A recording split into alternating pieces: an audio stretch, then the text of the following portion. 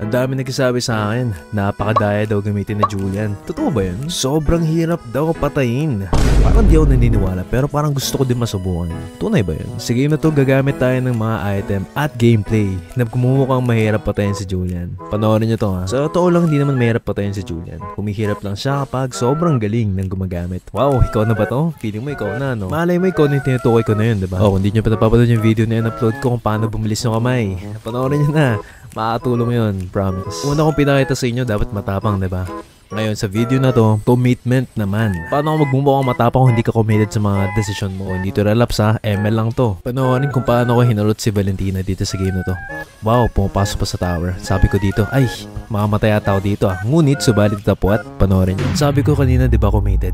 Kitang-kita nyo dito sa kanila pag yung third ko. Well, dun siya sa pupuntahan ni Ling. Kitang-kita naman, buhay pa si Idol. Isa yun sa halimbawa kung paano maging committed. Dapat sa bawat kilos mo, alam mo na yung suod mong gagawin. Parang MPL galawan, no? Akala mo patay na.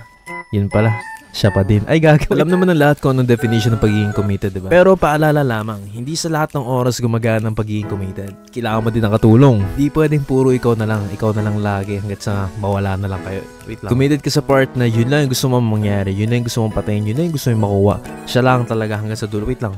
Parang di na ML yun. Ang sinasabi ko lang naman, kung magiging matama ka, dapat committed ka din sa mga decision mo sa loob ng laro. And that's the only time na bumuha kang maangas.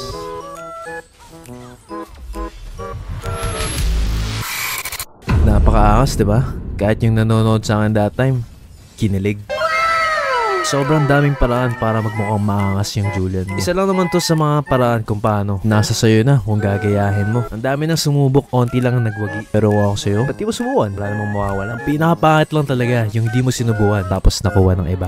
Kaya uulitin ko lang sa mga Julian user dyan. Kung gusto nyo maging maangas, dapat committed kayo sa isa lang. Isang desisyon ha, hindi sa hindi, ganun din. Sa babae din, syempre.